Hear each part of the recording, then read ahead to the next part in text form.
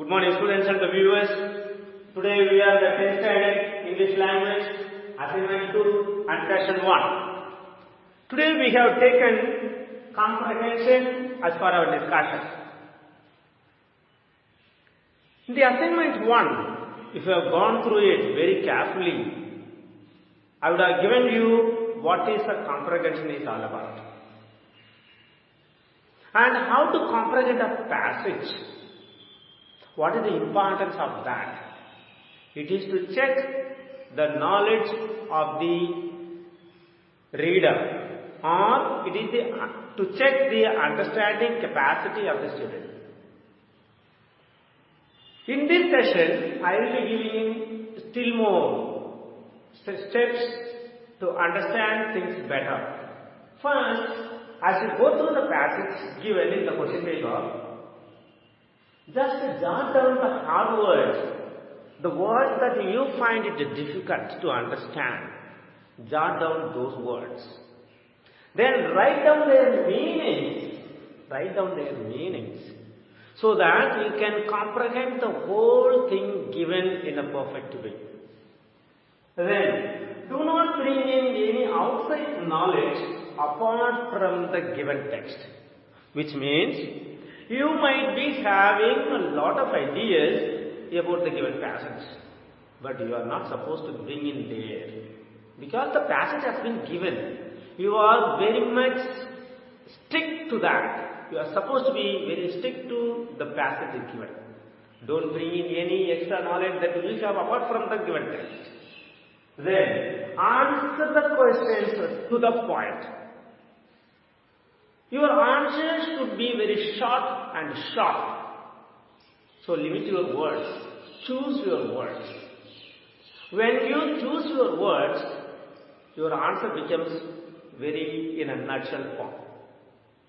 So you are supposed to write the answers to the questions asked. Don't beat about the bush. We do not encourage that. We want only the answers to the questions asked.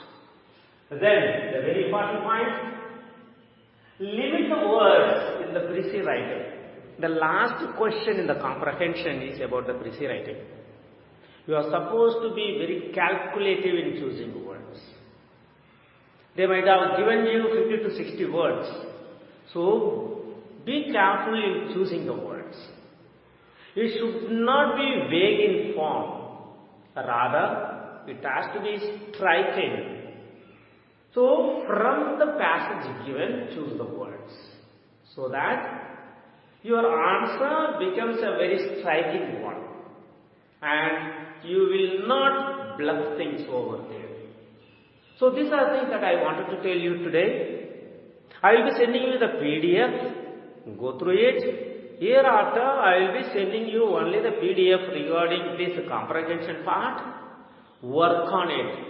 As you work more and more, your comprehension part becomes very clear and very much striking for that matter. Plus, you will not be losing 20 marks. It has very good amount of marks. So, I want my students to get those 20 out of 20. So that your score becomes more. So that's all today. Have a nice day. Thank you. Good morning students and the viewers. Now we are in assignment 2, session 3 of 10th standard English language. And today for our discussion, we have taken the topic agreement of verb with subject. Many persons will have the doubt and the difficulty in this chapter. The simple basic rule is this: for a singular verb, singular subject, and plural verb and plural subject, or the other way around. Tops it out. Some of them I will be dealing with now, and in the next lesson I will be continuing it. First one, two subjects joined by and. When it is so, we have to use a plural verb. For example, Ram and Raja are good. Here Ram is the subject and Raja is the subject and two nouns and connected with the and so it is are. The next one, two subjects joined by and but preceded by each or every. When it is so, we have to use the singular form of verb. For example, each boy and each girl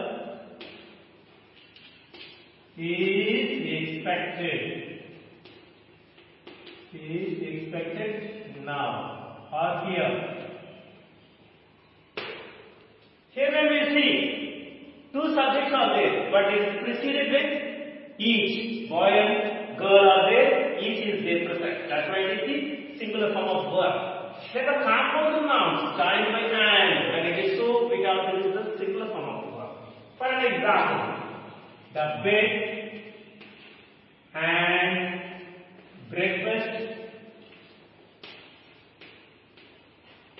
is coming. So here is a compound noun. The bed and breakfast is a compound noun joined by and so it is the singular form of verb.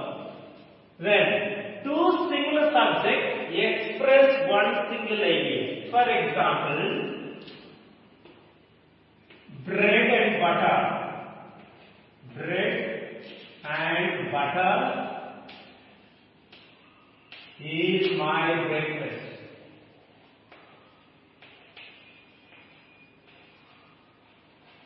This bread and butter, though there are two subjects or two nouns, they are connected with and, but the verb is singular because they express only one single meaning. And two singular nouns refer to the same person. When it is so, we have to use the singular form of verb. For an example, the dancer and the singer is coming. So here the dancer and the singer simply says about a single person. That's why we have to use the singular form of verb. Just the opposite. Two singular nouns refer to different persons. When it is so, then we have to be used as the plural form of verb. For an example, the dancer and the singer are here. See, the dancer is a different person and singer is a different person, and that's why it is are. So that's plural verb. Then two singular subjects connected by or either or neither nor. When it is so, we have to use the singular form of verb. For example,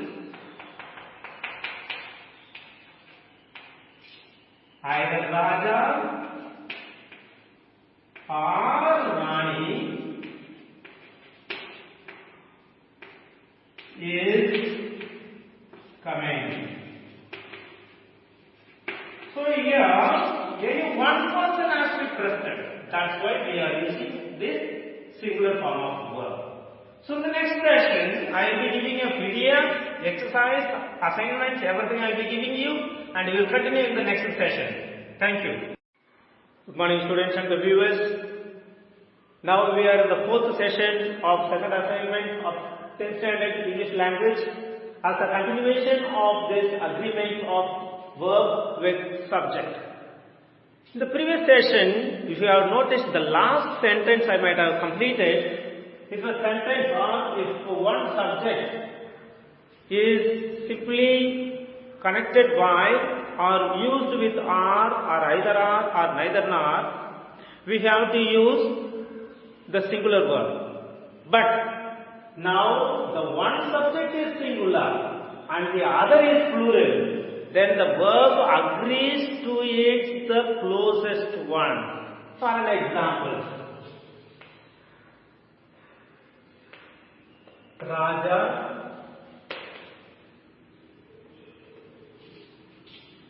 or his friends or his friends arrived here. See, here I am using arrive because the plural is here. So that is the plural verb. Then, when a sentence contains together with, along with, or as well as, then the verb agrees to the first subject. For example, the teacher along with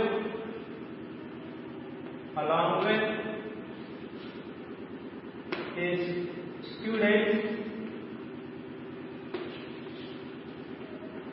goes on a picnic. And using goes because the teacher along with, though if the phrase has the part of the sentence, it doesn't have any particular meaning in that. So the teacher is important. That's why we are using the singular form of verb. Then, if the noun has or the subject has this of preposition, we have to be very careful in this using. For example, percentage, fraction, majority, because there will be singular verb as well as the plural verb. For an example, the 2/3 of the city is employed. See, the city is singular. That's why we are using singular form of verb. Then, the 2/3 of the people are unemployed. See, because the people is here and so we are using are. Then, in order to express the distance or period of time or amount of money, we have to use the singular form of verb. For example, 2 miles is a long distance.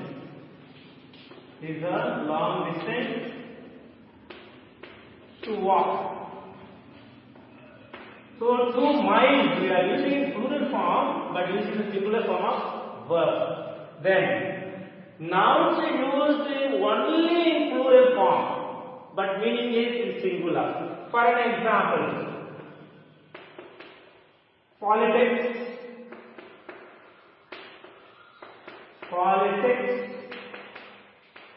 is not good. See, politics we are using in the plural form but using the singular form of verb. Then nouns are singular in form but plural in meaning. For an example, the police look for a clue. Look for some clues or look for clues. See, the police we use in singular form but the plural in meaning. So police is in singular form but plural in meaning. That's why we are using the plural verb. Next, when we mention the name of a place or an institution or a book, we have to use the singular form of verb. For example, CBHS is good. See, it's the school, but it has a vast campus, very many buildings, classrooms. Though it is so, but we have to use in singular verb. So these are the things that we have to understand first, where to use and where not to use singular form of verb and plural form of verb. In the very beginning of the third session, I would have told you the simple trick is singular form of subject, singular form of verb or singular verb, plural form of subject and plural verb. So this is about this session. I will be sending you the PDF. Work on the exercise. Have a nice day. Sorry.